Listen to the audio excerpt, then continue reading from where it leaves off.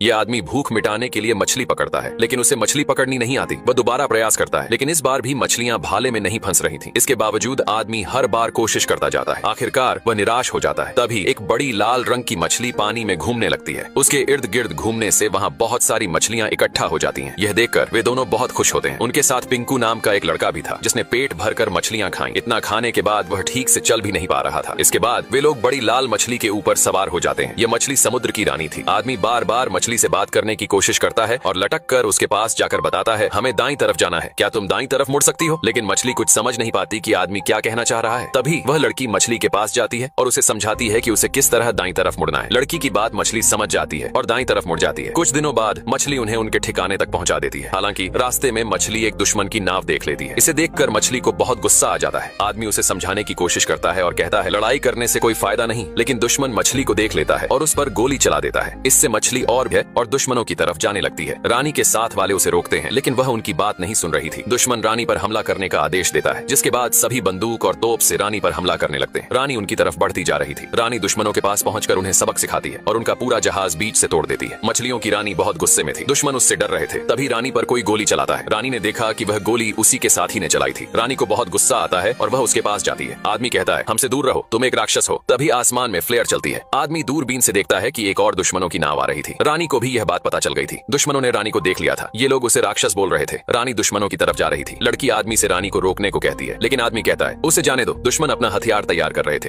रानी उनके पास पहुंच चुकी थी। ये लोग एक सही समय का इंतजार कर रहे थे। तभी रानी पानी के नीचे से उनकी तरफ जाने लगती है। दुश्मन रानी की तरफ एक भाला छोड़ता है, जिससे भाला रानी को लग जाता है। रानी पानी में गिर जाती है। समुद्र की रानी मछलियों की रक्षा करती थी। वह किसी को मछलियां पकड़ने नहीं देती थी। लेकिन अब वह मरी हुई शिकारी रानी के पास जाता है और कहता है, हिलने की कोशिश भी मत करना, जितना हिलोगी जहर उतना फैलेगा। भलाई इसी में है कि शांत रहो। सभी लोग उस धंसे हुए भाले को निकाल देते हैं और रस्सी से रानी को बांधने लगते हैं। समुद्र की रानी इतनी बड़ी थी कि इंसान उसके सामने चींटी के समान था। शिकारी रानी को अपने साथ लेकर जा रहे थे। अगली सुबह वे अपने महल के पास पहुंच चुके थे, लेकिन रानी की दोस्त उसे बचाने के लिए उसके पास जा रही थी। वह रस्सी को काटने लगती है। रानी को महल के अंदर लाया जाता है, जिसे देखकर यहाँ के सभी लोग बहुत खुशी मनाते हैं, क्योंकि वे रानी को राक्षस समझते थे। महल की महारानी भी बहुत प्रसन्न होती है और कहती है, तुमने एक बहादुरी वाला काम किया है जो तारीफ के काबिल है। शिकारी कहता है, महारानी, आप ही ने मुझे डरपोक और बुजदिल शिकारी कहा था, शायद आप भूल चुकी हैं। शिकारी को खुद पर घमंड था। वह समुद्र की रानी के पास जाकर कहता है, तुम्हारा यह राज्य और दौलत मेरे सामने सब फीका है। महारानी को यह सुनकर बहुत बुरा लगता है। इसी बीच लड़की अभी भी रस्सी को काट रही थी। शिकारी रानी को मारने जा रहा था। तभी लड़की के पास शिकारी की साथी आती है और कहती है, शायद हमने समुद्र की रानी को पकड़कर गलती कर दी है। फिर वह अपनी तलवार से रस्सी काट देती है। रानी को होश आ चुका था। सभी लोग वहाँ से भागने लगे, लेकिन रानी के शरीर में अभी भी थोड़ा जहर बाकी था, जिस वजह से वह खुद को संभाल नहीं पा रही थी। महल भी तबाह हो रहा था। यह देखकर महल की महारानी घबरा गई। तभी रानी को फिर से होश